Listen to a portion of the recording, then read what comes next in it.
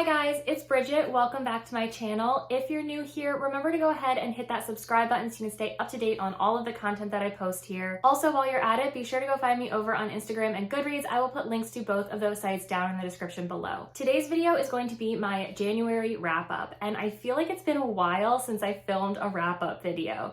I didn't do one for December. I just didn't have time to fit it into the sort of like end of year wrap-up schedule. I considered combining these 2 months for this video, but at this point, like, who even cares what I read in December? It just feels sort of irrelevant. So we're just gonna pretend that that month didn't happen and we're just gonna focus on January. So in January, I read 6 books and most of them were 4 and 5 star reads, which I think is awesome. I had one 3-star read, but even that one wasn't terrible. So I think it was a really good reading month and I'm really happy with it. The first book that I read that month was Station 11 by Emily St. John Mandel. I gave this one 5 stars and I just absolutely loved it. I read it right at the beginning of the month and it was a great way to kick off the year. This is a book that is set in like a post-apocalyptic future after the world is hit by this devastating pandemic. And to be honest, I had no idea that this was focused on a pandemic before reading it. The description doesn't really say that. It just says that it's like a post-apocalyptic world. So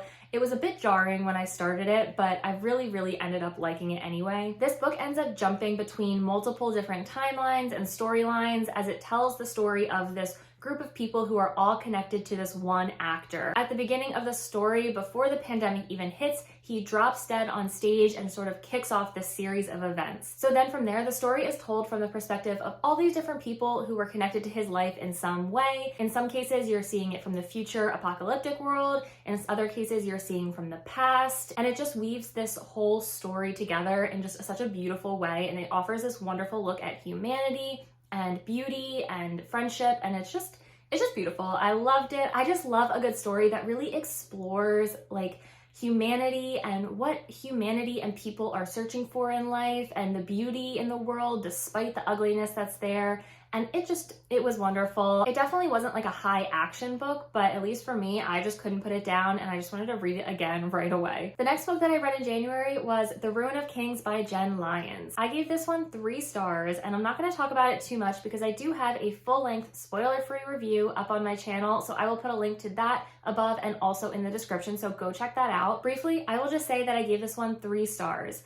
It was definitely a fun read. There was a lot going on, but at the same time, it was really confusing and something that definitely wouldn't be for everyone. I've been going back and forth a little bit on this, but I do think that I am going to read the second one because I feel like the first one was just so convoluted and confusing that the second one can't possibly be this confusing. I don't know. I feel like it's going to have to be a little bit more straightforward, so we'll see. I'm not sure, but definitely, if you want to hear more of my thoughts on this one, go check out my review. Next, I read Aristotle and Dante Discover the Secrets of the Universe by Benjamin Alire Saenz. This is a contemporary, young adult, LGBT fiction novel about 2 boys who are growing up in the 80s, I believe it is, and both of them are lonely. They're kind of like outsiders. Aristotle, who goes by Ari, is really introverted and he's really depressed and just sort of sad and frustrated with life. Dante is this like outgoing guy with a joy for life and just like a sense of curiosity. When the 2 boys meet, they develop this really unexpected friendship and bond, and they just really bring out the best in one another. And it's just such a sweet book. It made me so emotional. And I mean, pretty much any book about like coming out or figuring out who you are as a teenager just really makes me just emotional. It really hits me hard. And so I just loved this book. Obviously, I ended up giving it 5 stars. I just loved it so much. I mean, this is one that is pretty popular. I think a lot of people have read it and a lot of people love it. And I mean, for a reason. It was just a beautiful book. One thing that I really loved about this book was that it was written very simply. It packed a big punch and it was very poetic, but it was very straightforward at the same time. There was no like flowery language. It wasn't like overly complicated. And I just really appreciated that. It just really felt like I was getting a glimpse into these 2 boys' lives. If you like YA fiction at all or like LGBT fiction at all, I definitely recommend that you pick this up if you haven't already because I just thought it was wonderful and I'm so glad that I read it. Next in January, I read The City of Ghosts by Victoria Schwab. This is one of Victoria Schwab's middle grade books and I don't usually read a lot of middle grade. I like adult or occasionally YA, but middle grade isn't just something I pick up very often. But I love Victoria Schwab and pretty much everything she writes, so I figured I would give this one a chance. It was just a lot of fun. I just like flew through it and just couldn't stop reading. It is about a young girl named Cassidy Blake who can see ghosts, and she can basically pull aside the veil and step into the other side. Because she can see ghosts, her best friend actually is one. He sort of sticks by her side and travels to the other side with her and just acts as a friend, and he is the only person who knows that she has this ability. Cassidy's parents don't actually know that she can see ghosts. I mean, she has told them this, and they believe her to an extent because they are actually ghost hunters. Not in like a scary sense, in the sense of like a TV show that you would watch. Her dad is more of the skeptic, and her mom is the one who will find these ghost stories and really believe them. The two of them end up getting a ghost hunting show, and they are all transported to Scotland, and that's sort of where the story kicks off. And obviously Scotland is like this very haunted place. There are ghosts everywhere, and Cassidy must try and escape or defeat this one particular ghost who is after her and like the other children in Scotland. This was a super fast read. I flew through it, and I don't remember if I mentioned it at the beginning of this review, but I gave it 4 stars. I just thought it was so much fun. I will definitely be reading the next ones in the series. This was a great book to act as sort of like a filler in between my other books this month.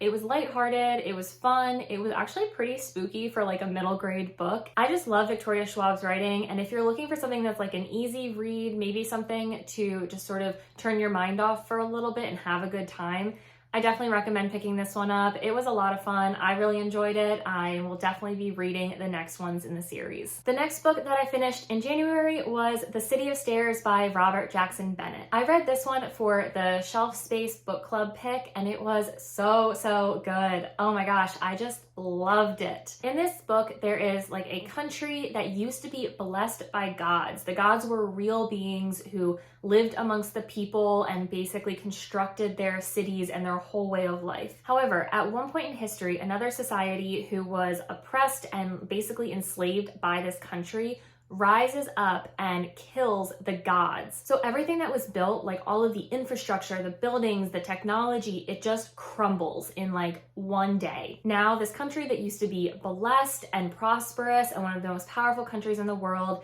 are basically impoverished, and now they are oppressed by the people that they used to enslave. So that's sort of the setup of this book, and where the story really starts is that things start happening and things are discovered that reveal that maybe the gods are not quite as dead as we thought they were. So now our main character is basically trying to uncover this plot to bring back the gods and restore this country to its former glory. This book was just so good. I gave it 5 stars. Again, I can never remember if I say that at the beginning of my segment or not, so I'm just gonna say it again. 5 stars easily. I'm so upset that I haven't had a chance to pick up the next books yet because I don't want to forget what happened in the first one, but they were just fast paced. There was a great mystery. The magic and the world building was so much fun. It was unique.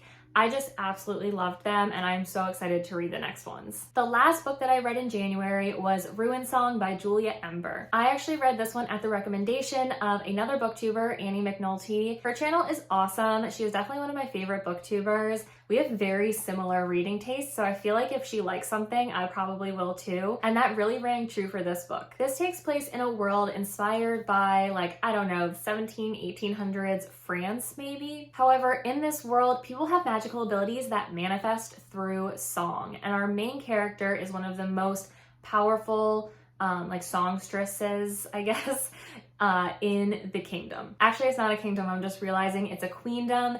There are no male rulers in this world, which is just great. Anyway, what happened in the past was that this powerful mage took over the throne, and she hated the nobility who they don't have any powers. She kicks them all out of the court, she ruins their prosperity and their reputations, and every year they have to come to these performings where they are basically tortured to keep them in their place. The main character in this book is the queen's like head singer, and her song is what tortures these people and keeps them in line. She does not want to be in this position. She is basically a prisoner as well, but she is so scared of the queen and she has really nowhere else to go, so she has to do what she says. With the help of one of her childhood friends who is part of the nobility, she basically has to decide if she can remain silent any longer and if she has a responsibility to stand up to the queen and end her terrible reign. I really don't think that I did a very good job of explaining the plot of that book, but you get the idea. It's this magical world where there's a queen and there's powerful songs that have this magical ability. Despite my terrible recap of it, I actually really did end up enjoying this book a lot. I gave it 4 stars. It was super unique. I had never heard any kind of magic system like that. I just loved the whole atmosphere surrounding this book. You know, the nobility and the opulence and this focus on music and power. And it was just really a fun read. A lot of people were saying that it was like a retelling of the Phantom of the Opera, but I did not see that connection at all. I mean, they don't really seem like similar stories in the slightest to me, besides the fact that they are singers. I don't know. I mean, I really liked it regardless. I thought it was a really great way to end the month as my last book that I read in January. All right, so there you have it. Those were the 6 books that I read in January. I thought it was a pretty good reading month. I mean, mostly 4 and 5 star books, except for that one 3-star. Let me know what you guys read this month, or if you read any of the same books that I did. And as I mentioned before, be sure to go follow me over on Instagram and Goodreads as well. Otherwise, guys, thanks so much for watching. I hope you enjoyed this wrap up, and I guess I will see all of you in my next video.